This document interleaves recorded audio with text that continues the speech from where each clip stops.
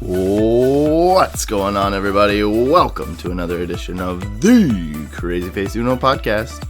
I'm your host, Shane McNeely.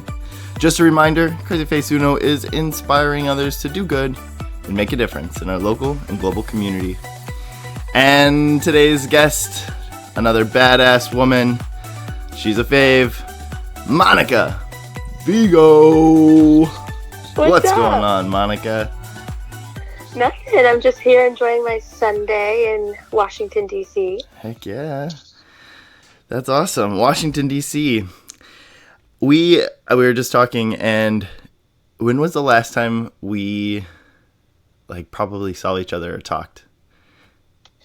Probably when we were both in San Diego. Yeah, I'm assuming it was then. Did you ever go? So, just for everybody listening, once again, I'm just bringing back the old gang here. So, World tour. Yeah, it's a good crew here that keeps coming on. But Monica and I first met at Invisible Children, of course. Mm-hmm. And yeah, it's been a while. Did you go to the kind of downsizing Invisible Children event dealio? Nope, I did not make it that far. Yeah, that one. I don't remember when that was, 2013 or something. Yeah. So yeah, I would have been 2012 then, whenever I saw you last. Yeah. Crazy. So that's 7 years, maybe? Yeah, it feels like forever and yet not at the same time. I completely agree. Did you know that I currently live in your town? No, I didn't. I live in Coconut Creek. You live in Coconut Creek, Florida? Yeah. Shane, shut up. I know, you moved just before I got here. Oh my god. I know. That's where I went to high school. I saw that on Facebook. I wrote that down and I was like, this is going to be good. Yep. I saved the breaking news for you just until we... I know. I was actually... I'm not going to lie, because I've known that we were going to be moving, or that was kind of the plan, to this area for a little while. And I was like, oh, great, I'll know somebody. And then I saw you move to DC and I was like, dang it. Yeah, I do that all the time. My college roommate used to live in DC. And when I got here, she moved to New York. Oh. So I'm always just missing people. Yeah, that's crazy. And then I know everybody listening, if you're from Invisible Children, you love these names, but Tim Fleming, do you remember him, obviously? Yep, he's going to UM, right? Yeah. Yeah, crazy. I saw that on Instagram. Which is your alma mater, right? No, sir. I was in Florida. Go Gators. I was just kidding. I actually looked up the Florida rivalries because I wanted to try to get a rise out of you. Yeah, so that was the one. It was a perfect segue into that too. So. Yeah, my brother went to Miami, and nice. Miami and Florida just played football. We opened 150 years of college football for the season, which was fun because they're not on our regular rotation, so we got to have a little sibling rivalry. But I was still here in DC and he was in Florida, so nice. He was actually at the game. Nice. I went to a brewery that night when you guys were playing and they had the game on, and it's Gator fans and Miami fans cheering each other on and razzing each other. It was pretty cool. Yeah, I'm sure that was fun. I'm still sitting here with a giant smile. I can't believe that you are in Coconut Creek. I know. Small world, huh? I never thought I'd be here either, if it makes you feel any better. What do you think about it? Okay. One, it's growing on me. Okay. It's a little bit more suburban than I would personally care to live. Yeah. But like I said, it's growing on me. I just like the city. I like the hustle and bustle, and it's not that it's not here. It's just, and it's not bad. It's not your classic suburbs necessarily. No. But I don't know. It's just there's so many changes for me and my wife and our family. We own our own home and lived in a 3-bedroom house with a basement and space, fenced-in backyard, garage, all that. And now we live in a 2-bedroom apartment. So it's just it's to go from 6 years of living in a house to an apartment it feels weird to like go back to an apartment. Yeah. But yeah, I like the area. I mean, it's close enough to like the beach. Like I like Deerfield area. Like that's kind of where I wanted. That's kind of like where we wanted to like live, but it was just so hard to find a place to live from Minnesota before we were here, and just not knowing the ins and outs. And Craigslist was a nightmare. I had no less than like 5 scammers trying to like get money from me, and so we ended up we had a real estate agent that helped us find our apartment. But yeah, it's like, well, we'll just get there and settle in and figure things out and go from there. But yeah, I like it. It really is growing on me. I've only been here. It'll be like a month and a week this next week, like Tuesday. So okay, it's still a little fresh. Well, I go home every major holiday, so I will hit you up when I'm there. Do it. Seriously. Yeah, might as well. Yeah. That's awesome. So you went to the University of Florida. Go Gators. And you studied public relations. I did. How was that? What was your like motivation to study public relations? So, growing up, I had always wanted to be a meteorologist. Oh, I remember this. Okay, that's right. I always asked every science teacher I had from like middle school up to high school, when are we going to get to the weather unit? When are we going to study weather? And I guess it wasn't part of the Florida state standards, which is wild because we have so much weather there. Indeed. Yeah, and I would always like intently pay attention to the meteorologists on the news. And then I got to college. Actually, I decided I wanted to go to Florida because of Hurricane Wilma. So my sister-in-law also went to Florida. And they weren't affected by the hurricane, but it was a direct hit to the South Florida area. Yeah. So we lost power for, I think, like 3 or 4 weeks. And my brother was like, forget this. I'm going to Gainesville. Do you want to come with me? And I was like, yeah, of course. So we went up there. 3 or 4 weeks, Monica. That's blowing my mind. Yeah. Can you imagine in the dead of summer? It was so hot. No, because like right now it's like miserable outside already. I let the old Chansey Poo, my dog, out right before we did this, and I was like, gosh, it's just so warm already. Yeah, and you can't open your windows because there's no relief. It's like stagnant. There's no wind. Yep. Yep. So. Well, okay. Sorry, and then we just went through the like scare of Dorian, you know. Dorian. And so like I'd been here like less than a month, and this thing was coming through, and I'm like, perfect, great, all right, cool. My first hurricane. Yeah, like, and it's a Category 5, great, perfect. Yeah. But so like I'm processing this maybe differently than your mind's blown that I live in Coconut Creek, and my mind's blown that you had 3, 4, whatever weeks of no power. Sorry. Yeah. So we kind of were like refugees. We went up to Gainesville. Yeah. She took me around campus, and I was like, I don't know what it is, but I love it here, and I gotta go.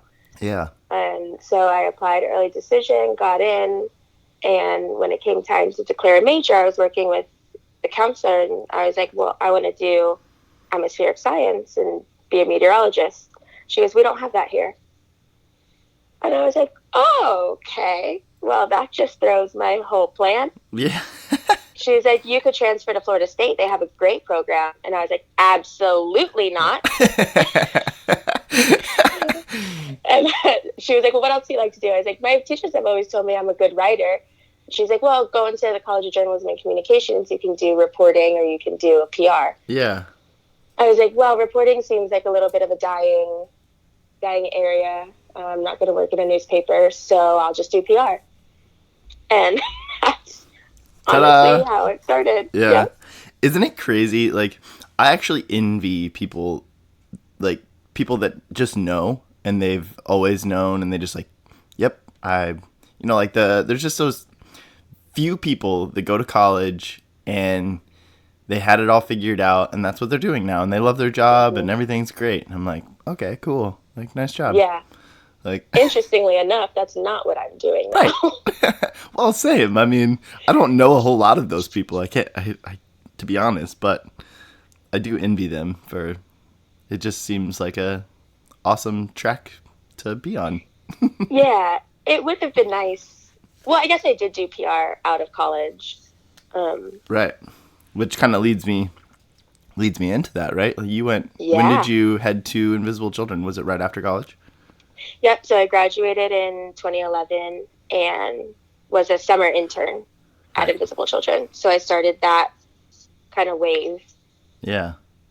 Yeah, because I was there fall 2010 is when I started. So you came in right after my first roadie tour.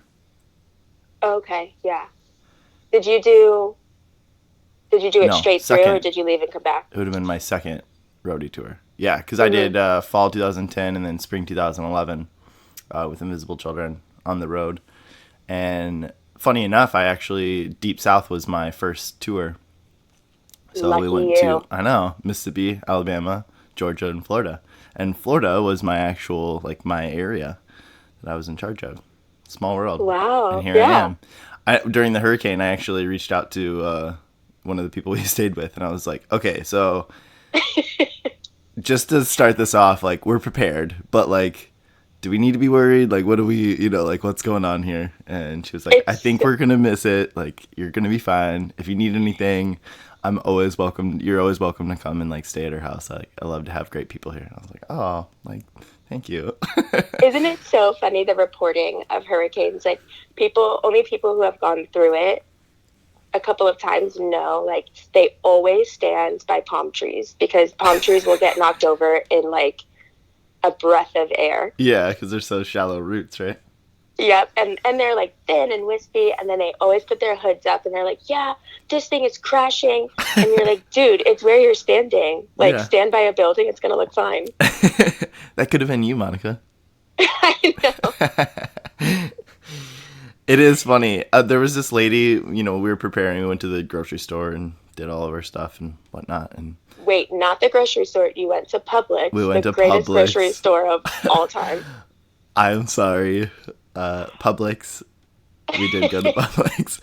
I'm walking down the, like, bread aisle, and there's this lady, and she's like angry, like frustrated. It's like a Friday, the storm wasn't even supposed to hit us, if it was going to, or projected to hit us, until like Monday, Tuesday. And she's like, we don't even know if this is going to hit us yet. There's no bread here. Like, what's going on? She's just, like, so annoyed. And I was just like, I don't know. Like, this is my first time, so I can't help you. Sorry. Like, that was kind of funny. But so you started at Invisible Children summer 2011 as an intern, and then it was after your internship that you stuck around, and you were on staff, right? Like, no, I was an assistant. Okay, but, like, the same level as, like, me and Lauren. Yeah, at that time, yeah. Because you were at the Ava too, right? Mm-hmm, I was. Good old Ava. Lauren mentioned that name, and I was like, oh my gosh. I know, I heard. I had the same reaction when she said it. I was like, wow, the Ava Cortez Hill. Yeah, that was our apartment, for those of you listening, in San Diego, downtown San Diego, like, 5 blocks from our office, and it was just... And, like, 5 blocks from gas lamp, is that what they call it? Yeah, I know, I just blanked on it too, those. Yeah, we were so close to everything. We walked everywhere. Like, none of us had cars, really. And we walked everywhere. It was awesome. It was really great. It was a pretty sweet location. Yeah. And looking back, like, the apartment wasn't bad either. No, it wasn't. Crazy. Yeah, so you jumped in, and then you got your feet wet real fast in PR world. Yes, I did. So are we going there? let's touch on it, and we can go as deep as we want to with that. But sure. Invisible Children, if you're listening, you may or may not have remembered us from 2012. Invisible Children put out a film called Coney 2012, and Monica was in the PR department as working in the PR department when this shitstorm happened. So the sole PR person. Yeah, the sole PR individual for Invisible Children, which was, I mean, at the time before that happened, it was relatively quiet. I mean, it was a fun, entertaining job, I'm sure, for you, because it was like fun, celebrity, like musicians always coming through, and you being, I know you had a part in, with those people, and you worked in the art department, which was like the magical place, literally on the door to the art department. Lauren touched on this, but there was a sign that said Narnia. Yeah. Yeah, it was like this like forbidden place, if you were, depending on where you were in the organization. But yeah, Kony 2012 hit, and it ended up being, is it still the most viral video of all time? I don't think so. Yeah, I think it lost it too. Yeah. PewDiePie or somebody's probably taking it. Like a music video or something. Yeah. At the time, it was the most viral video of all time. It grossed millions of hits and was insane for a small group of people that worked at this organization. We were outmanned by far. Yeah. When did you first find out about everything with Kony 2012? So I was thinking about this, trying to get my thoughts together about it. Yeah. And I kind of feel like I blacked out for those like 3 months or however long it was. So we released Kony 20 before it hit the YouTube. We released it to CAA in LA, which is like the agency for all of the celebrities. So we had a little like celebrity launch. Right. And I think it was like late April, right? Because I think it was May 5th is when we launched the. I think it was March 5th. March 5th. Yeah, not May. Yeah, March, so you're right. That was probably like late February. And the whole thing with Kony 2012 was to make him famous. And so I think, if I remember correctly, we were doing that, and it was the first time we had ever done it. Yeah. To release one of our documentaries in that way with at CAA and on YouTube. Yeah. So our goal, if you remember, was we had those 10 or 20 influential people that we wanted everybody to like tweet to. Yeah. And it was in the middle of like the election time. Yep. So we were pushing that conversation too, of trying to get it into the political conversation, so that we wanted movement. We'd been working on this, I know Jason and, Invisible Children had been pushing for so many different things for so long, and the fact that Kony was still at large and nothing was being done, it was like a Hail Mary in some ways. Yeah, that's a perfect way to put it. So actually, going back a few steps, when Kony 2012 was the first campaign that I had been a part of from start to finish. Yeah. So when I came into Invisible Children, I don't think there was a tour because it was summer. Right. And then we just came off the Frontline tour, which was, I don't know, maybe people that are listening, Invisible Children is a nonprofit organization working to end the longest running conflict in Central Africa. I don't know what I'm sure they've restructured that a little bit, but there is a group called the LRA, the Lord's Resistance Army, that rose up and wreaked a bunch of havoc originally in Uganda, in northern Uganda, and has since spread into Central Africa and on up into Dominican Republic of Congo, Central African Republic, Darfur area. Some of the conflict has affected South Sudan and Sudan, and this proxy war with all these different groups. But just so everybody listening knows, Invisible Children is still running. It's still operating. They've got some great programs that are still working. The LRA is still alive and active, smaller than it was when we worked there, but still causing problems. And Kony is still out there, still doing his thing. Yeah. So at the start of that campaign, Jason Russell put us in little groups. He like sort of mixed up the art department. And he said, like, what is this campaign? Make it up. And so in my group I was with, a couple of the writers, and Tyler, a couple of the designers. Yeah. And we were just talking, and it was an election year, and I am one of the least political people I know. Yeah. But I was just sitting there like, let's pretend he's running for president and let's make it like an actual campaign. Sure. Like campaign posters, like not vote Coney because that wouldn't make sense, but basically like, who is this guy? And put all these terrible pictures of him, but acting like he's a family man and that he is like a great leader. Yeah. And at the end of that, I was like, like Coney 2012. And the meeting ended, and we had another meeting, and Tyler came back with all these mock-ups of the campaign posters, and like we ran with it, and that's what we pitched to Jason. We all like pitched our little ideas, and he was like, "That's it. This is a campaign." Yeah, that's so cool. I didn't know that. I don't think I remember that story. I'm sure it came up. I'm sure we talked about it, but like you said, that whole time is like a big blur. Yeah, so we did that, and then we had the little celebrity launch, and then we put it on YouTube. Jay, Salbert, and Noe put it. Yeah, we're the ones who like pressed the button. And the way I remember it, I don't know if this is how it actually happened.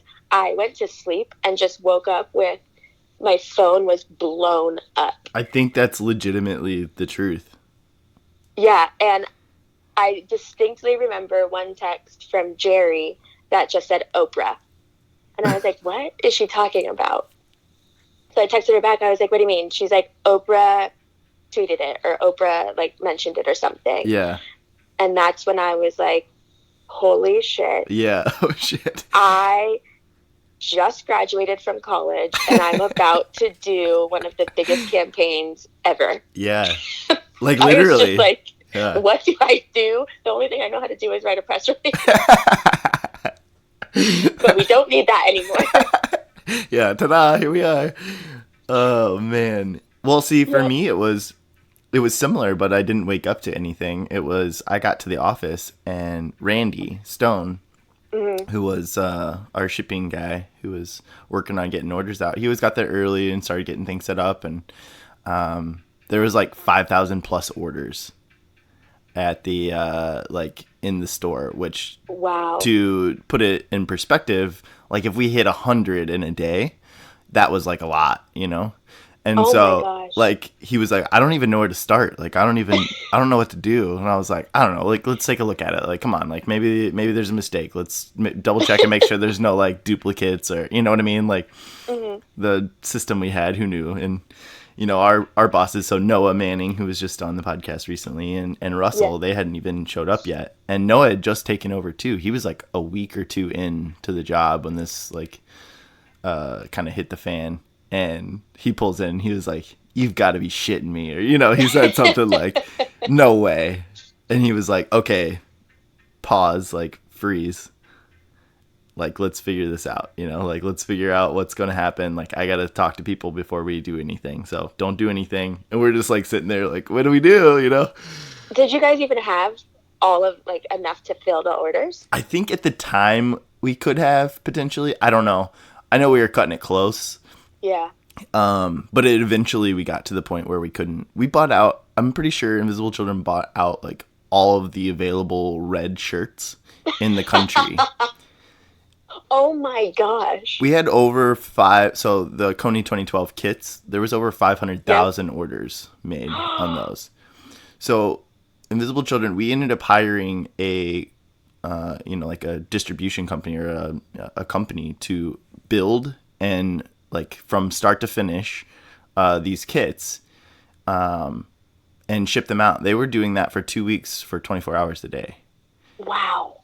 So like that backside of things was like a an enormous like task in and of itself. I know we had to shift everything over to, because one of the big issues that turned out being one of the biggest issues was that we had so many hits to our website that it crashed. Yeah. Which led to pandemonium, like just people writing stuff and, doing their own thing. And there wasn't information to get out to people. And I think that really hurt us in the long run. Yeah. And I think that they tried to pull some of that traffic going to our website because we were just a small little, nonprofit kicking ass, but we were small. We didn't have the capabilities to handle such massive traffic at the time. So they pulled off, a bunch of different things and to Shopify, and I don't know, there's just a bunch of different ways that we tried to combat some of those different things. But I remember the whole office shut down and we were all making kits. Yeah. Yeah. Like this, but that was like 4:00 in the afternoon. You know what I mean? Like, yeah, time was like, didn't matter. No. During those, especially those first 2 weeks. Those first 2 weeks were just, it was crazy. We didn't leave the office. Like there was every day you were there till like 9:00. You got there at 6, left at 9. Like it was all hands on deck. There was volunteers coming in, building kits. There were, that was like the first thing that we had to do was like go take inventory when that hit. So we had to go take inventory of all the stuff we had and then see where we could go from there. It was crazy. At any given moment, I had 4,000 emails in my email. That's so insane. That's so insane. And that's all I did was sit at my desk and comb through emails, and it never went down. Oh man. And it was hard because I don't want to say legitimate and non-illegitimate, but I had like ABC Nightly News, CNN, like these major news outlets being buried by people just being like, this is the greatest video. I love this video, because PR@invisiblechildren.com, like that email address was the only thing that was working. Well, it was the only thing that was on the video in the YouTube description. Oh. So it was the only way people could reach out at that moment. Because Lauren and I actually, I think we were the one, I don't remember, but we might have been the ones to write the description on the YouTube or to edit it. Okay. And I was like, there's no contact on here. Like if media wants to contact, you got to put my email address. Which was, it was probably a good thing you did. I mean, because our website, there was no way to go to the website. So that was right. And our emails weren't on there. So they wouldn't have found it. Whoa. Crazy. Yeah. What are your, like, looking back on that? I know you said you had some time to reflect. Mm-hmm. Sorry. I know you hear that too. I'm sure everybody hears that, but living in an apartment, you've got people around me making some noise, so sorry about any of that noise that you hear. I don't have a clue what that is. Okay, well, I hear it for whatever reason. But anyway, you've had some time to reflect, and looking back, what do you take from that experience? Oh, that's a good question.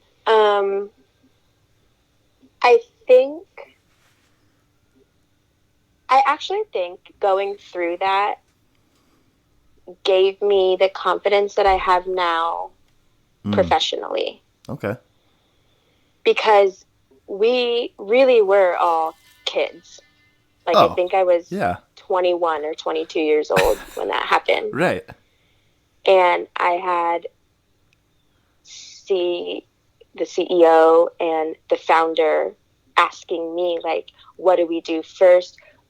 Like, how would you set up this interview? What are our key points? And I was like, I don't know. But I didn't say that. I just had to kind of like not gather make it your up, thoughts. But yeah, I mean, the thing is, and this is something I completely agree. And this is a conversation, Lauren and I talked about it. I know you listened to that podcast, but we were at Invisible Children.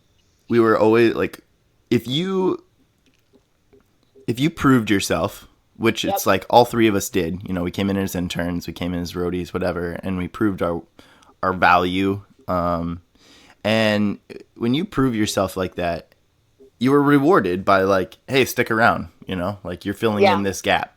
And because it was we didn't have a lot of money to spend on staff, which is hands down a massive issue with nonprofits in general. I won't get going on that. That is my own soapbox. But so you, me, and a lot of the people that worked at Invisible Children were gifted the ability to have these monumental jobs in the real world at a small nonprofit that needed people that were hungry and willing to like jump in and figure shit out.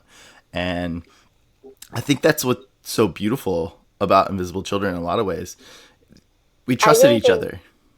Yeah. I really think that's why it worked. And I think that's why we got through Coney 2012 the way we did, because now, being almost 30, if I was in that position, I don't know what I would do. I think I would be like, yo, I got to bow out on this. I don't have the stamina, the energy. It's too hard. But when you're young, you don't, like, that's not your first thought. You just think, okay, I got this. I'm going to do this, and it's going to be fun, and I have to help my friends. Yeah. And, like, we're just going to figure it out. The whole structure, like you said, your friends, like you and I, like I lived in an apartment with the dudes, so it was like, Timmy and Carl, who was working in your department, the creative side, and Jeremy, right? Jeremy, yeah, sorry, I just blinked on his name. Jeremy, Tim, we had a revolving door of people in and out of but we were all like, we worked together. So everything you did affected the other person next to you. So you were thinking about them in a thoughtful way. And, you and Lauren were my friends, and you guys lived in the apartment right above us. And, so we'd hang out, we'd do things together. And so these cross department bonds that we had, and we came from these roots of like humble roots, of interns, and you lived in these houses with multiple people, and like the shit show that was, but it was awesome. It's like college, but different. And I don't know, you built these bonds with people, and you loved each other, you respected each other, you wanted to kill each other. But, and it's the things like, I have some of the most respect for Ben Kesey, the CEO of Invisible Children at the time. I mean, you talk about a man of integrity and a man of just wisdom and insight and patience. I mean, composure. He's composure. Like still to this day the most composed person I've ever known. Seriously. I mean, so much respect for him. And looking back, it's like, as I get older, like you just said, it's even more miraculous of the things that we accomplished, and the way that we handled all those situations is amazing. Yeah. It's crazy. It really was a special time that I feel so lucky to have in my like repertoire of life. Yeah. I just don't know how to tell people about it. I don't even know how to like, it's so hard to like express that like time to anybody, even in job like interviews now, like nobody gets it. And it almost doesn't matter, because like the experience that you had with Coney 2012, it doesn't qualify you for a job in PR with like a big firm, even though you had the role of some of these big dog, like, PR people. Yeah. So it's interesting you say that, because when Invisible Children went through the first round of layoffs, and I was one of the first ones to go. Yeah. I came back to San Diego to work for a small boutique PR firm, and they hired me because of Coney 2012. Yeah. And I was telling them, there was a lot of special things that happened to make that take off the way it did. It's not something that I can recreate. That's what they wanted. And so they expected me to get all these media hits on all these things, and I couldn't do it because I didn't care. That was the other thing. I cared so much about the mission of Invisible Children and all the little intricacies about it.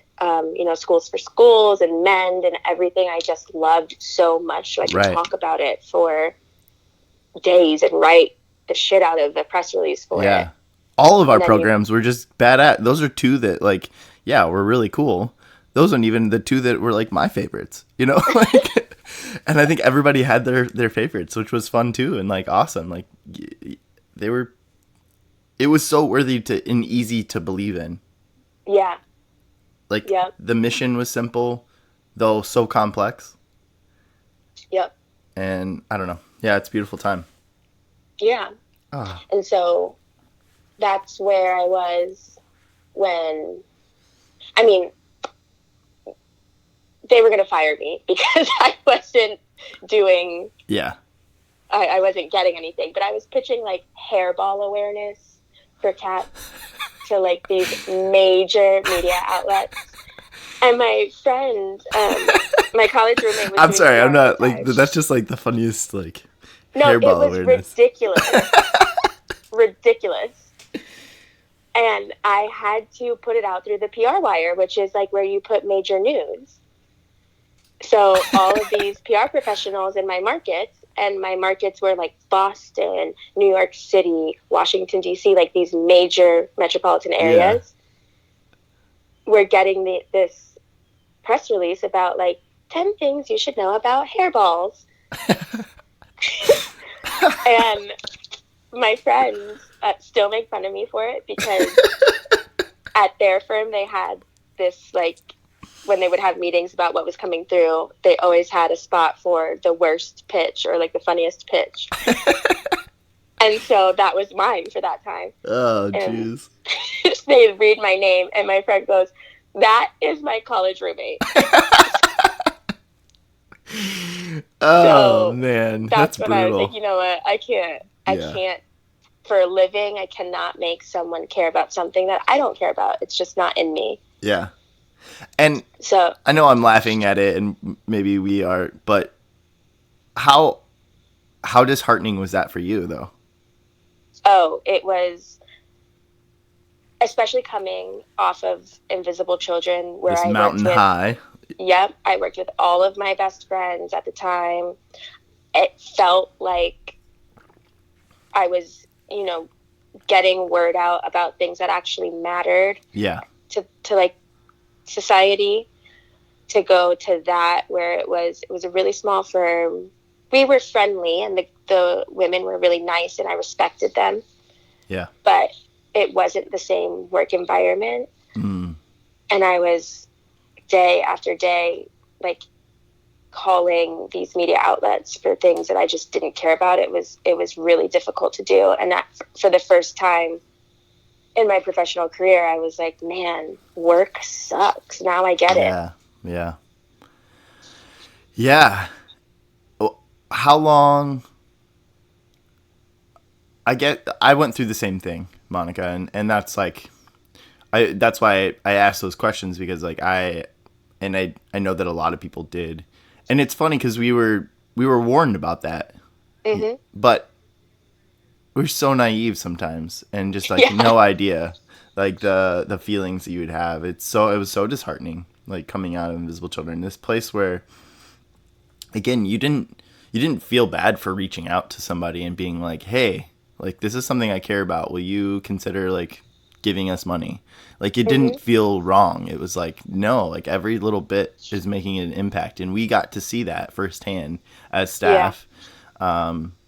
The impacts when we had those staff meetings. Like I would kill for a staff meeting like that these days. Like where you had somebody came in together and were like, hey, that money you guys just raised last week, like that just went towards this, radio tower that's now helping this area of Central Africa and blah, blah, blah, blah. And I totally forgot about that. You're right. They always kept us, like, we knew exactly where things were going. Yeah.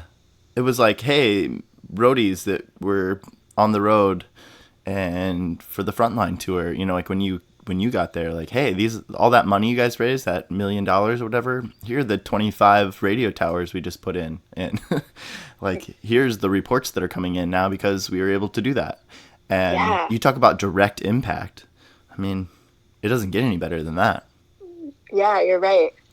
And I think that's what hurt the most when people started to turn against Invisible Children, was the personal relationship that we all had with the people that were affected and had been affected by the conflict, and the personal connection we had to where this was going and the truth behind it, you know, and to hear all these like media spins on things, and the crap that we heard was rough. Yeah, and I think that's maybe I feel this way because it was so personal to us, but I feel like that's when the internet in general started to become a place where you like attack people. Yeah. I kind of agree. I mean, I don't remember it before then. No. Doesn't mean that it wasn't happening, but I don't think it happened to the magnitude that it was then.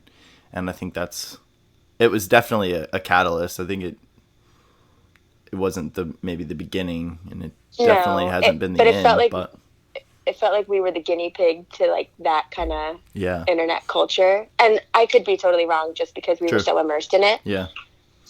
But here we are. I mean, as funny as it might sound or cliche as it might be, I mean, some of what CrazyFaceUno is because of that hate and that negativity that we do hear and see just in social media to our mainstream media. I just hate all that, and I really wanted to create something that, you know, as I got going down this direction, that's really funneled into like storytelling and positivity. And that's awesome. You know, telling people's story. You know, you reach out to me like, what do you want to talk about? Like, is there any specific topics? And it's like, let's just talk about your life. And I love that. I think that everybody has a story, and everybody's story is worthy of being told. Yeah. The classic thing I get when I ask people like, hey, I would love for you to be on the podcast. Like, do you want to come on? And they're like, well, I've gotten this like classic, like I'm kind of in transition right now. And there's been multiple people with the same like verbiage as well, which is kind of interesting. Like, I don't know if there's really that much interesting things going on in my life right now. I'm like, that's when all the interesting things happen. Yeah. Like, you're wrong. Like, but how do I tell you you're wrong? And like, it's okay. Like, let's talk about life. Like, but yeah. So to bring things back around, you left Invisible Children. You went to this PR firm. It sounds like you quit there.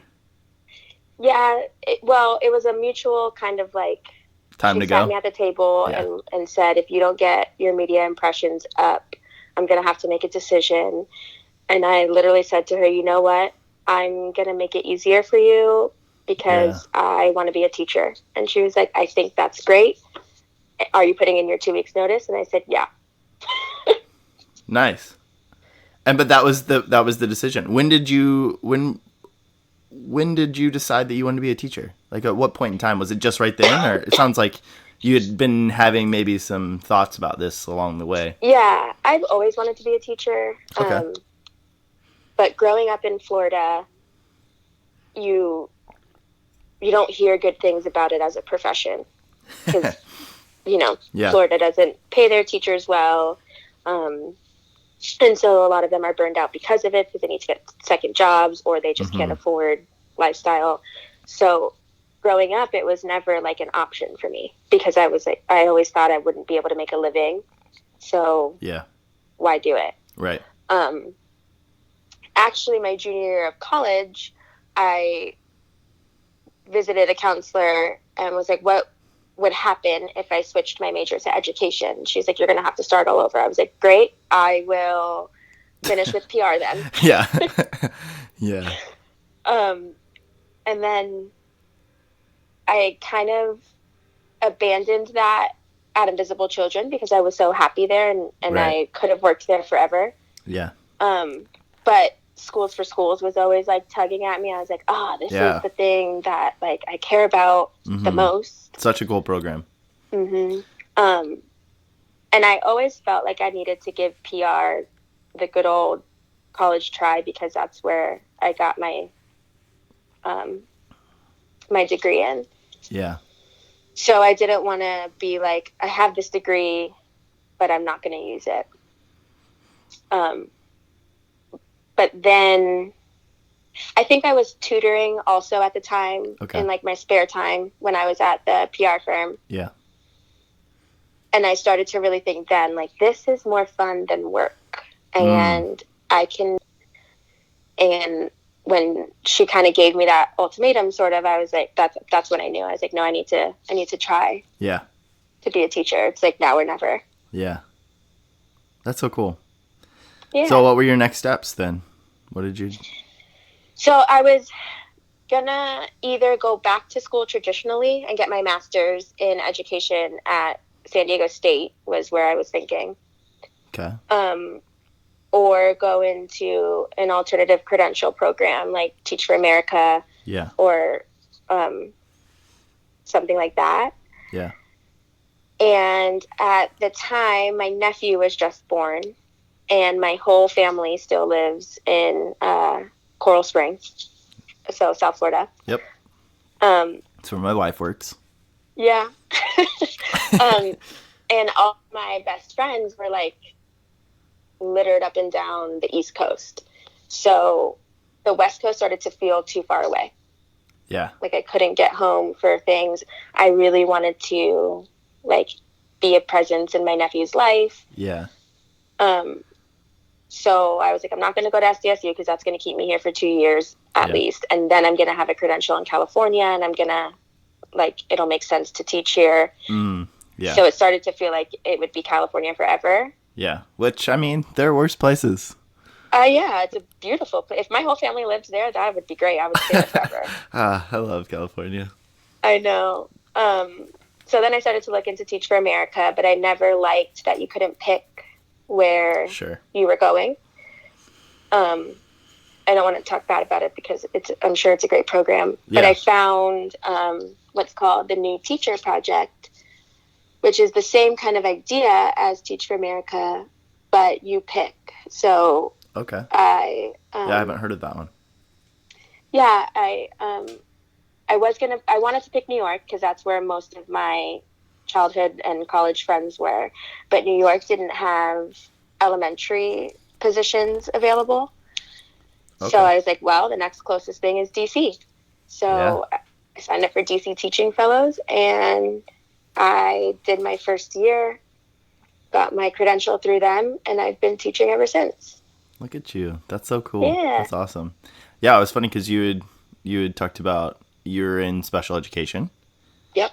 And that's also the direction I went shortly after leaving Invisible Children and kind of jumping into the real world a little bit. And I don't have my teaching license, so I wasn't a teacher or anything, but I'm sure you have, your paraprofessionals or we call them, there's so many different names, but all the same idea, your assistants in your classroom that kind of just help out behaviors and your students and working one-on-one and whatnot. But I had been doing that for the last 4 or 5 years here. And that's awesome. Before I moved here. Yeah. So I was like, we can talk about special education all day long. Like, no problem. Like, let's do whatever. We got plenty of stuff to talk about for sure.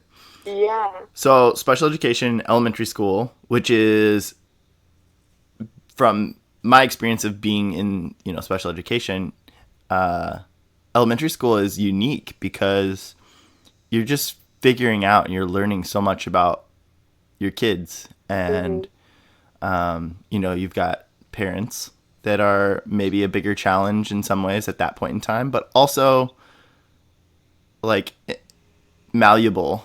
Yes. But like there's just so many questions and unknowns, and it's can be difficult at that time because sometimes parents are just learning that their son, their daughter, their child has a disability of some sort, or Right. Yeah, in elementary school it's always something's not right. Yeah. Something's wrong. And they can have, in DC at least, I don't know if this is national, they can be classified developmental delay until they're 8 years old. I don't know about nationally either, but I know Minnesota, I think it's similar. There's something that's similar. Mm-hmm. So that's like an umbrella term for, yes, something is not lining up here. Yeah. But we have time to figure it out, because when they're young, you really don't know sometimes, unless it's autism or some of the disabilities that have clear presentations. But even then, it's sometimes people want to push people or push a specific diagnosis on kids. I don't know if you've experienced that at all, but like I feel like sometimes it's too quick. I like the developmental delay, or some of these, just to let's keep it open, because once you're diagnosed with something, it's really hard to like reel that back in. Right. Yeah, you can't be like, oh, you don't have autism anymore. Mm-hmm. Right, and there's also these stigmas that so many. I don't know, that the world, or just these ideas, or society in general. Whew, that was hard to say. Society in general. We do this with everything, but we put everything into a box. Right. Like we want to know, oh, your religious views are this. You're in this box. Your political views are this. You're in this box. Your disability is this. You're in that box. And instead of taking people at face value. It's hard. I mean, I'm guilty of it too, so I'm not like beating people up about it. It's what we're like ingrained into us and how we're to do things. I think there's some of our own brains that want to figure things out, and it's a way that we simplify things to understand the world, but it's not always fair. Mm-mm. So yeah, I had a coach, an amazing coach my first year, So my first year teaching, I was in a kindergarten through second grade early learning support room. So they all had developmental delay. Mm. And I would say to her, like, I think this student has autism. What do I do for autism? And she was like, that's not how it is with special education. Like, you have to look at the kid and see what the kid needs. Mm. Yeah, it's more individualized, right? Yeah, their classification is really just a documentation. Yeah. And as soon as she said that, I even right now with the current students I have, I don't know off the top of my head what their classification is. Yeah. Like ever since then, I haven't looked. Yeah. I know, and I can look at their IEPs, but it's that part is not important to me. I like that. Much. That's cool. Yeah. And I mean, so I worked. I don't know how it is where you're at, but in Minnesota, the area that I worked in, it was a level 4 high school setting. So they were able to be, in school till 21. And high school. Yeah. So, a lot of behaviors. We had 2 locked rooms that, for safety for both staff and student, if we needed them. So you were where I am right now. Okay. Yeah. Except with little kids. Yeah. Which is, it's its own challenges. They're same but different, Mm-hmm. Yeah. So it was tough, you never knew. But you look at your kids and, we had some kids, it's like, well, you clearly have some OCD, but how you differentiate that between autism is like nearly impossible. And the kid's nonverbal. So, like, how do you, it's like you've got 1,000 different things that you're looking at. So when you just take the student for the student and you help uncover and help them explore their emotions and figure out how those relate to them and to to express their emotions in a healthy manner first. You know, it's okay to be angry. It's okay to be sad. It's okay to be happy. But if you're happy and you're hitting people, like, that's not okay. Right. To just communication. The school that I'm at now, it's my first year there. It's still a DC public school. Yeah. So I've been in the system for a while, but this is a new school for me. They are using a program called Conscious Discipline for their social emotional learning. Nice. And it's trauma informed. So a lot of our students have gone through some significant traumatic experiences. And so I'm in the BES classroom, which stands for Behavior Education Support. And so my kids are pulled out of the general education setting because their behavior is their main impact on their disability. And so they have some of the most traumatic experiences in the school, and they act accordingly. Yep.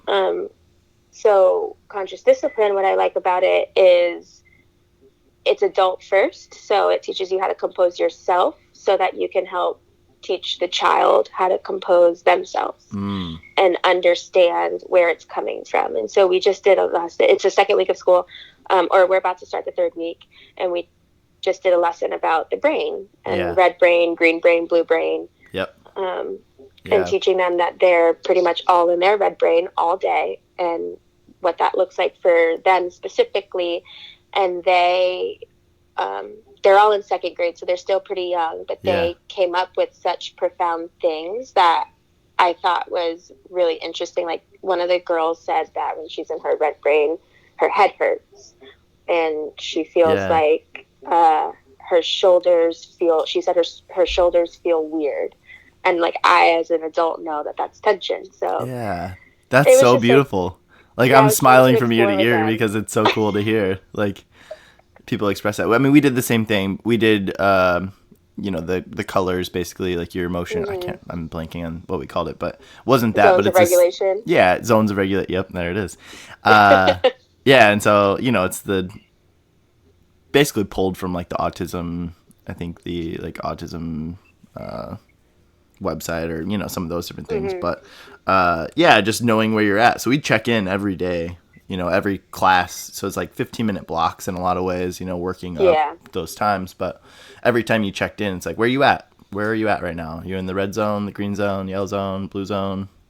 Like, tell us where you're at. Oh, you're happy. Great. Happy. You've got a smile on your face. You're like expressing, look, I see that you're in the green zone. You've got a smile on your face. You're calm. You're ready.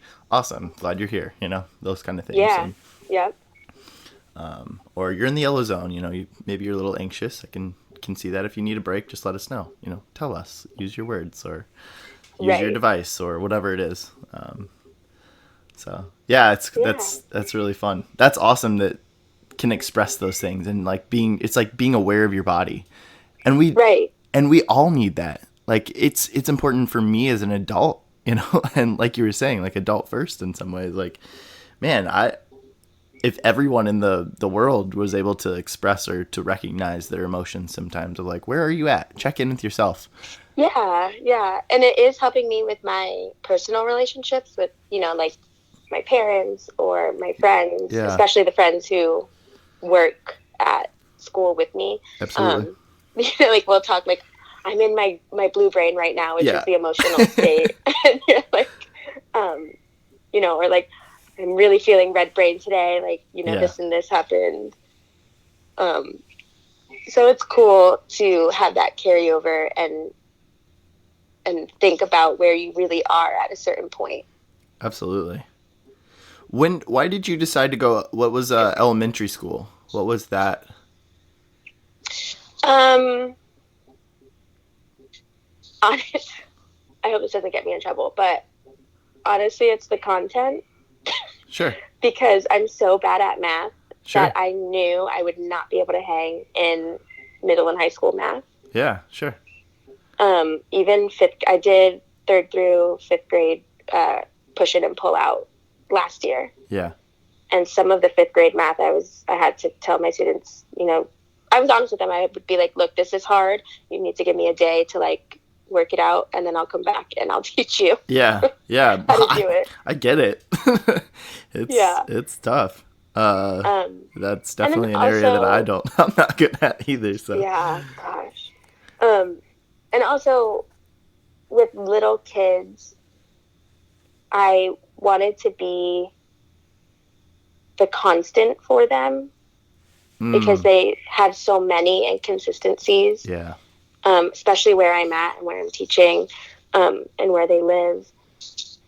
So I was hoping and still hope that if I get in early in 2nd grade and teach you your brain states and teach you that the way you're feeling is normal for you, this is how you handle it, that they can, then take that to 4th and 5th grade and then so on and so forth, instead of hopefully running into somebody along the way in those older grades that are going to help them with that. And then they've lost all of that time. Yeah. Building a foundation. Right. Yeah. Strong foundation. That's awesome. That's cool.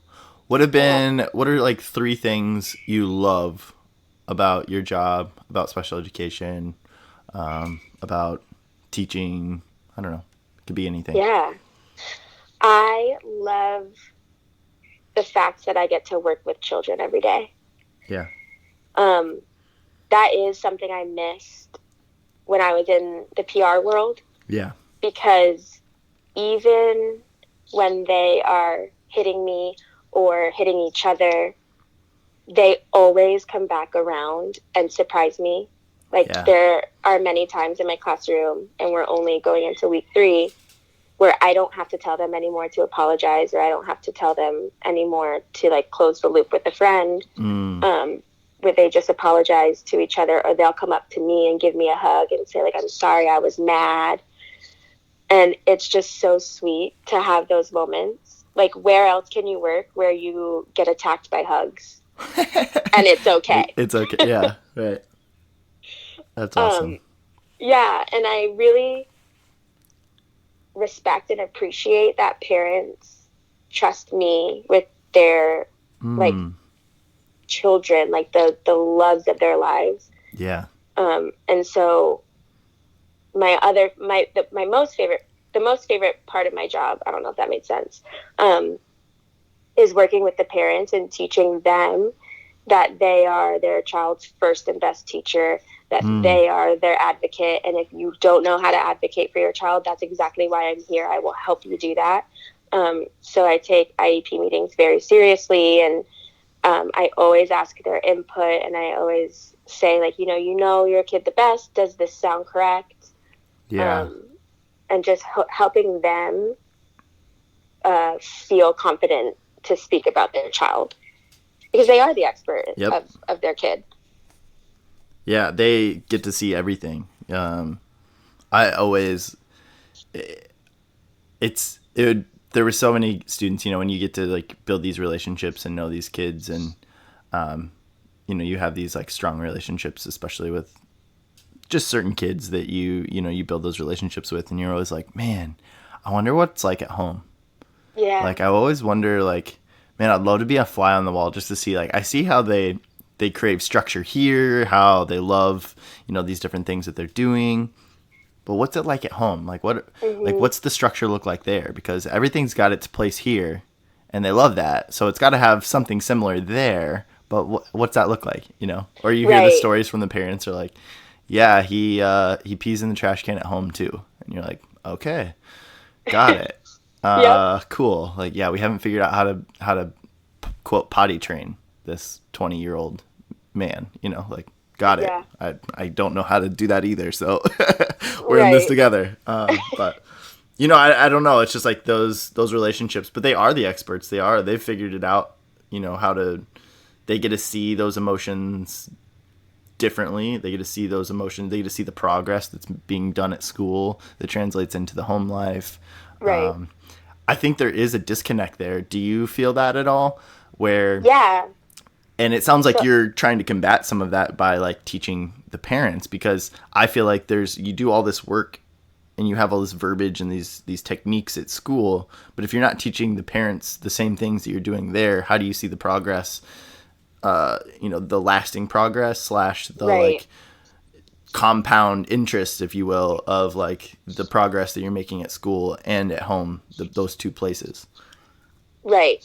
So I have always thought about if I leave the classroom, what I would do after. I'm in education for life. I found my little spot that I want to be in.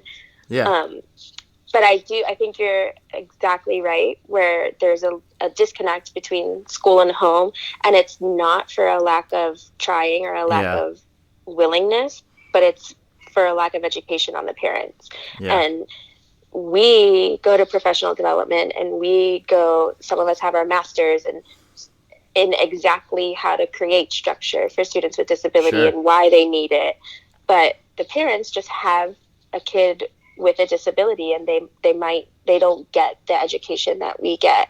And so, and in some ways it's so hard for them to do that. I mean, right. They've got jobs, so Yep. when are they supposed to find the time to go to a class or something? Yeah, extra training, or it's not completely their fault, but No. it's a complex situation. Yeah, and so that I want to find a way to like bridge that gap, and it might be starting something with other like-minded teachers, and that's like becomes my job. Cool. Or like finding places that already do it and connecting parents, because a lot of the times when I'm talking to parents and they're like, oh, he has such a hard time getting off the iPad at home, and I can't get him to remember to like do his bedtime routine, and I'm always like, well, do you set a timer? And they're like, oh, I didn't even think of that. And it's like all these little things that come so second nature to us because we're in the thick of it all day, every day. Right. And it can make these little, or it's little changes that can make a big difference at home to like replicate the structure. Right. Well, but it's just not second nature for parents. Right. Which is no fault of their own. Exactly. And then there's also the, like, I don't blame parents for sometimes not even creating those boundaries for iPads or for, iPad, it sounds like is a big thing for you, just as like it was for us in special education as well. But when you have students that have these transitions are hard. And when you transition off of something, at a younger age, it's maybe that's the individual is more manageable. But for our kids at the high school level, when they've got these extreme behaviors, when you transition off of something, it's like, okay, like I get it. Like you don't want to deal with that every day, all day, every day. Like how do you like keep your own sanity and have some respite yourself of like, I don't blame them and blame parents in some ways for being like, man, I just let them on their iPad, when they get home, like I'm not going to fight them over it because it's not worth my safety and my like energy. I mean, I have days like that too, where I'm like, listen, we're not going to get to a lot of instruction today because y'all are off. Yeah. So there's a full moon out there. And... let's just, Mercury's in retrograde. I don't know what's going on. That is a real thing. Sit in our little pockets, and you can even get on PBS Kids. Just chill out. It's such a real thing though too, the like full moon thing. But yeah, I love that. I think that's it's definitely something, I think it's cool that you see that, and that's something you like, everybody sees it that's in the special education world especially, but there's just such a disconnect there for sure. Yeah, it has thrown me into therapy a little bit because they are a mirror of everything that I have challenges with. So like through working with my students, I've learned that I like things a certain way, and I like, things to have a trajectory. And that isn't the case in special education. Yes. I'm a little bit of a control freak. So I get it. I've had to kind of work with a therapist to like, be like, ease up, chill out. Yeah. It's not going to look the way it looks in every other typical classroom, or else they would be in that classroom. Right. Yep. And yeah, isn't it crazy? Like that's like, I'm right there with you. I mean, it is definitely a mirror of you're like, oh, and you have those days too when you come in and your student's off and you're off and you're like, we're going to kill each other today. Cause like, like, I don't know how we're going to do this, dude. Cause like I'm having a rough one and you're having a rough one. So let's figure this out. The control freak thing, I resonate with that a lot. I'm like, I just want it to go a certain way, or different expectations than, you have to meet your kids where they're at. And that's what you said from the very beginning. And when you have a different expectation, and it can change day to day, it can change from hour to hour at times. Yep. And you got to be willing to flex, be a little flexible. Which is so hard. Oh, baby. It's hard. And I'm trying to teach them super flex, be flexible. Yeah, right. You have rock brain right now. But as I'm saying this, I'm like, no, Vigo, you have rock brain right now. Yeah, literally holding up a mirror and going, I don't know who I'm telling. Yep. Yeah. So you said 2 things. What's a third? Okay, kids, parents. I like the creativity of teaching as well. Yeah. No day is the same. Of course, we have our schedule, and I am like the keeper of the schedule. It needs to be consistent. I freak out when it's not because they freak out. Yeah, it's so true though. School tries to change schedule all the time, which they need to figure it out. And so I understand that, but I'm always like, nope, our schedule stays the same and it's not changing. Yeah.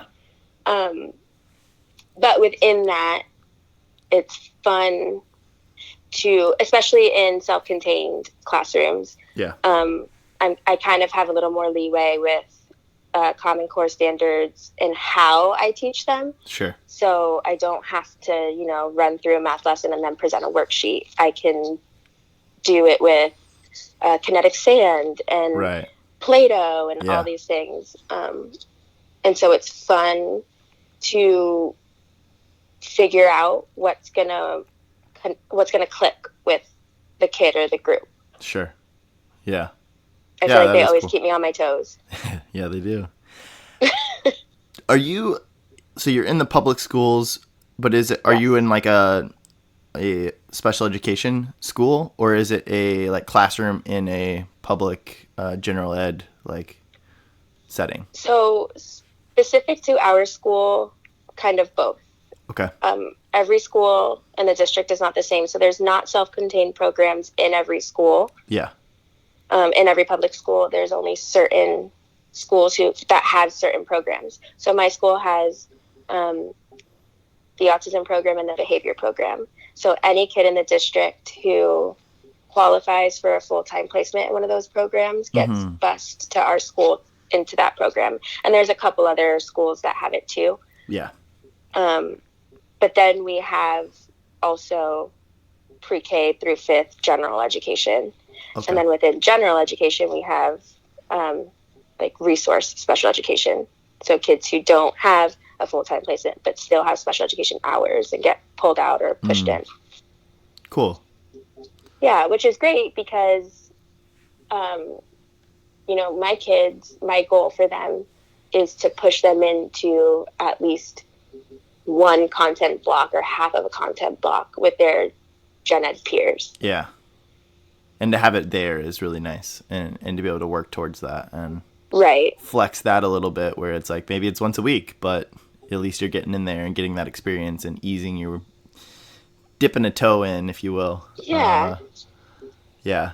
I've worked in both settings. So I worked in settings similar to what you're talking about, and then the school that I left right before I moved here was. Obviously, it was attached to our local high school, but it was a completely separate service or program. But I've worked in the programs that are more like a PACES. I don't know if you're familiar with that one. There's so many acronyms in the special education world. But that was the classroom. So it was like a classroom within the general ed school. And then there was like different levels of students within that classroom. And I got to work more individually with 2 students that were in the they had a general ed schedule, and they went to all those classes, and they just had different needs, and so I was able to individually help them out when they needed it. And that's awesome. Yeah, it was really fun. That was one of I really, really, really loved that school as a middle school. And I love my kids. Unfortunately, maybe this is it. The needs are always changing. You have students that come in, so you have a specific number of students, and you need those ratios. And then maybe one student has behaviors, and then they get moved. So then we were overstaffed, and then I got moved, and then I had I worked in another classroom with severely handicapped, and so all of them had different needs. A lot of them had medical needs as well. So like there was some of our students that had full-time nurses that followed them and were with them all day long for their different needs, their seizures, different whatever. And we had a couple students pass away. Yeah, so that was rough. And so I just got bounced around quite a bit and wasn't able to have some consistency there for a bit. And then the last 2 years I was at the school, the setting 4, which just means that they're all programmed out of their classrooms. Even in a special ed setting, they need, specialized programming. Yeah, so private placement. Yeah. So smaller, room sizes and whatnot. But yeah, I've had a little bit of all of that world, which is cool. It's a really great experience. Yeah. And then my mom was she did growing up. She was basically what I was, a paraprofessional in the education world. Oh, really? Yeah. And so I was always around that. She was a one-on-one aide with different, gals that had autism. And I didn't know that. Yeah. So like it's been a part of my life. Like I'm no stranger to the special education world. And when I was in elementary school and middle school and even high school, like I would spend my mornings in her classroom, or like before school would start, I'd go in and help them get kids off the bus, and then I'd go to school or whatever, and I'd go eat my lunch in the classroom. So like I've been around this population of people for a long time, and it's just kind of cool to see like, oh, I jumped into that, later on in life, and that's why I was saying like I can talk special education if you want to talk special education. We're good. Like we got plenty to talk about. So yeah. What a theme, or there's a lot of the people I have on, a lot of the people that we know from Invisible Children, we all have this like very empathetic heart, this caring, want to serve others, want to help other people. What does that look like for you? Where did that come from? Is that something you feel, I don't know, like everybody has a different take on it, but I think that a lot of people have talked about how, there was one specific time or something that their parents told them about when they were younger. And where did that come from, I guess is what I'm asking. Like, where do you feel like, is it just part of who you are? Is it innate within you? Or was there something that sparked that, like, I want to help people. I want to do more than just live, Yeah, I think it feels innate. I'm sure there's something that happened. I grew up Catholic, so there's that. You're always giving back. Yeah. And they teach you from very young age at CCD, that's how to be a good Catholic. Yeah. But my family, I guess actually I attribute it to my family because we are very close, and it was never a question of if somebody needed help or if somebody needed something. Yeah. You do it. My dad has always opened the house up to whoever needs it. He's always giving rides to people. He's always buying people meals who need it. And so I think I've just always had that that example for me. Yeah. Yeah. And I don't know. No, I feel that as well. I mean, similar. I grew up in, my dad was a pastor, so I grew up in the church as well, the Protestant Christian church. My mom and dad both have talked about, like, we had these missionaries from someplace in Africa that had been at our house, and at some point in time I had told my parents, like, I'm going to be a missionary. I'm going to Africa someday. As like young age. And I just think that those types of stories are just really interesting. My best friend Sam, he talked about how like his mom always said like he would go into the library and he'd always pick out the like social justice type books or like on That's slavery. So cute. Yeah, like it's just cool, like, oh, it's part of who you are.